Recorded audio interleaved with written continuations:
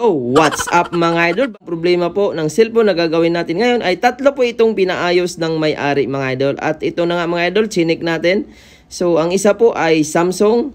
Ang problema, black screen, nagbabibrate, wala pong makikita. Ayan, na-check na po natin mga idol. At ang isa naman dito mga idol, ayon Huawei Y9 2019. So, wala na po itong LCD dahil na-check na ito sa, kaya po, pinatesting ng LCD, nakailang LCD na at hindi pa rin napagana. At kung napapansin nyo po mga idol ay meron pong display light sa taas. Ayan, meron kung napapansin nyo po, meron pong light na makikita doon sa charging indicator. Pero tinanggal na po ang LCD nito sa kaya po dahil nakailang try na po ay hindi po napagana. At ito naman pong isa mga idol, iPhone 6 Plus. So, wala din pong power. So, ang gagawin po natin dito mga idol, ayan, na-check po natin yung tatlo. So, ito po yung unahin natin, ang Huawei Y9 2019. So, nakailang LCD na ito mga idol sa Quiapo. So, dinala po ito ng may-ari doon at hindi daw po ito gumana ang screen. Kahit anong palit daw ay wala pong display or sa madaling salita, wala pong backlight. At ayan na nga mga idol, nabuksan natin. So, kulang po ng isang screw at madali na po talaga natin nabuksan dahil nabuksan na ito sa Quiapo. At ayan mga idol, tanggalin natin yung mga screw at mag-shoutout dito lahat. Ayan, at sa lahat po ng ating viewers na nanonood ngayon, shoutout sa inyong lahat. At sa gusto pong magpa-shoutout, comment po kayo sa video. At ito na nga mga idol, kung napapansin nyo po, yung LCD connector niya ay wala na po talagang flex na kakabit. At ang gagawin natin dito mga lods, tanggalin muna natin yung battery. So grabe, tingnan po natin kung ano po ang sira at lagyan po natin ito ng LCD. So ito po yung battery niya mga idol, natanggal na dahil siguro kakabitan na sana ito pero hindi talaga napagana kahit anong LCD. At ito na nga mga idol, meron na pong dumating na stock. So pinaiwan ko po pala ito mga idol yung tatlo. So ang una pong dumating na stock nito ay itong Huawei 9 2019 LCD. Kaya ayan, sinubukan ko siya agad mga idol nung pagdating pa lang, ayan. So tinesting ko, tinanggal ko na, dinaritso ko na siya mga idol para diretso po ang ating gawa. At tingnan natin kung talagang board ba ang tama. Dahil ang sabi po doon, nakailang LCD na ay hindi talaga magdi-display or nagbabibrate naman, umiilaw. At ayan na nga mga idol. Kung napapansin niyo po, chinards ko po siya, wala talagang makikita. Kahit may aninag man lang or blue screen ay wala talagang makikita. At kung napapansin niyo po mga idol, umiilaw po talaga ang charging indicator sa taas. So possible nito, nabuhay po ang kanyang unit at wala lang pong itong ilaw. So ayan, so dalawa po ang pinagawa niya mga idol, yung Samsung A70 din ay natest na rin po yun sa Quiapo ng pinatest ng LCD, flex at charging board ay hindi rin po may ilaw. At ito mga idol, ito po yung nauna natin mga idol. Kung napapansin niyo po, inon ko po siya.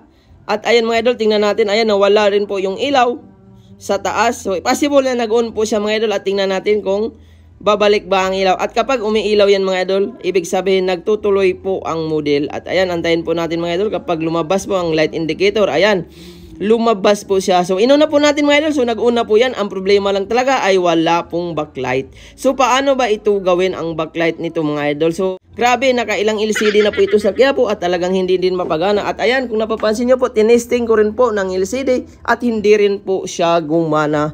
So possible nito mga idol ay nasa board po ang tama. So ayan mga idol, troubleshoot na po natin. Ititrace po natin kung saan po ba ang sira. At ayan, tanggalin natin lahat. So nasa board po ang tama nito mga idol, wala sa LCD.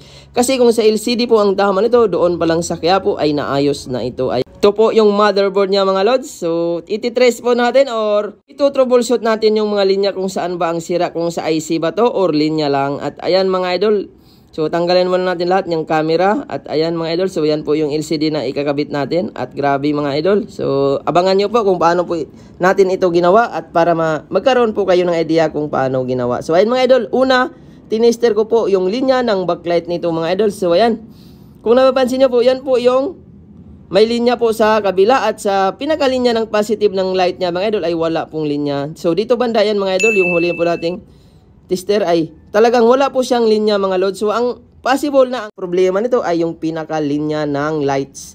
So nung pagkahulog siguro ito dahil basag din po ang LCD nito at nung kinabitan ay hindi rin po gumana. Kaya ayan mga idol, i-troubleshoot po natin. So dito po banda sa ilalim ng shade or caps na yan ang pyesa ng backlight. So kailangan po natin matanggal yan para ma-check natin kung talagang okay pa ba yung IC coil niya, so, or yung pinakalinya lang ang tama. At ayan mga idol, naangat na po natin. So kailangan po iangat talaga mga idol ay dahil nandyan po ang linya ng backlight niya or nandyan po ang parts ng backlight. At ayan mga idol, tinester ko. Yan po yung positive line. So pagdating po dito sa baba mga idol, sa capacitor or sa pinakalinya niya ay wala pong palo. Pero kapag testiran mo yung line ng positive dito sa backlight portion ay gumagana po siya. So ibig sabihin mga idol, possible na makuha natin sa jumper ito. So ang tama nito mga idol, wala po sa light IC, wala sa coil, resistor. So nandito po sa linya. So possible nung pagkabagsak nito mga lods, doon po ito nagka-problema. Ayan, ang gagawin po natin, jumperan po natin. Gumamit po tayo ng jumper na manipis.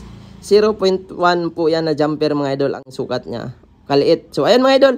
So, ayan, yun po yung positive mga idol. So, nakita nyo naman kung paano natin tinap ang jumper. Ayan. So, yun po yung linya ng positive mga idol papunta sa baba. So, dahil yung pagkahulog ay nagkaroon po ng error yung linya niya. Kaya ang nangyari mga idol, so kailangan natin i-jumper. So, kahit magpalit po tayo ng IC nito mga lods, hindi rin po gagana kasi linya po ang tama niya. Kailangan po talaga i-jumper. So, ang jumper naman po na ginamit natin ay wala po yan ground. At ayan mga idol, testiran na po natin. Kung napapansin nyo po siya kanina, tinestiran natin yung baba na pyesa na maliit ay walang linya. At ayan mga idol, meron na pong palo. So, nagkaroon na po siya ng linya. At possible nito mga idol na mapapailaw na po natin. At ayan mga idol, testing na po natin kung talagang gumana ba ito. So, iniwan nito mga idol. So, isa lang po ang una kong nagawa nito. Ito lang po dahil yung isa ay inorderan ko pa ng LCD dahil wala rin po itong backlight. So, nakailang LCD na rin po ito. So, kailangan talaga matry po natin bago natin galawin lahat. At ayan mga idol, so subukan na po natin. Huwag po kayong kukurap at kapag umilaw ito. At ayan mga idol, 100% tested po yung ginawa natin. Sa mga ganitong problema talaga mga lods, kahit magpalit po kayo ng 100 LCD, kung wala pong linya, ang pinaka-backlight niya ay hindi nyo talaga mapapagana. Kaya tama nga po ang sabi ng may-ari na nakailang LCD na po ito sa Quiapo at hindi talaga napagana. At buti na lang mga idol, napagana po natin. Ayan mga lods, tingnan nyo po ang jumper at kailangan po lagyan natin ng UV green para in case naman mag-uga-uga yan ay hindi napuputol ang jumper natin. Ayan mga idol, so in-applyan po natin. Pag natuyo na po yan ay hindi na po yan basta-basta mapuputol ang jumper. At ito mga idol, kahit i-remove pa ang board ay talagang or kahit palitan po ito ng LCD sa iba ay pwede na mga idol. So, ang jumper ay nasa gilid lang naman, hindi po yan magagalaw mga idol. At matibay na rin po ang paggagawa niyan dahil meron pong dikit na nilagay natin. At ayun mga idol, ibalik natin lahat at i-check po natin mamaya kung gumana pa ba ang touch niya. Dahil nabagsak itong mga idol, so possible na magkaroon pa po ng ibang problema at sana hindi na mga idol. At ayan, ikabit natin lahat yan.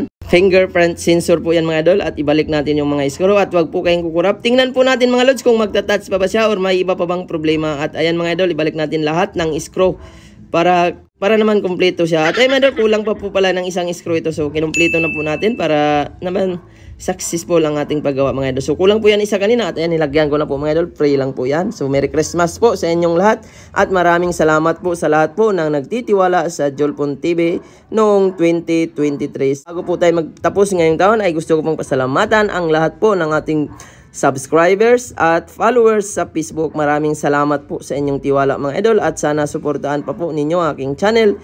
Sana paki-like at paki-share na rin po ng ating video mga idol. Sana at ayun mga idol, chinik ko po yung touchscreen. So ayan, dahil backlight po ang ginawa natin mga idol, so sinubukan ko po siya tinasan, binababaan at ayan mga idol, normal na po ang pinaka-backlight niya mga idol. So ganun lang po kasimple ang ginawa natin. So wag po kayo basta-basta magpalit ng mga light IC or coil lalo na kung nababagsak. Or minsan kasi nasa linya lang po ang tama mga idol. At hindi ko pa po ito dinikit ang LCD mga idol dahil kausapin ko po ang may-ari kung ano po ang status ng cellphone niya. So ayan, nag-uusap na po kami nito mga idol at dinikit ko na po ito at ipapakuha ko ito sa mga susunod na araw kapag naayos na po itong tatlo mga idol. At maraming salamat po sa inyong panunood. See you on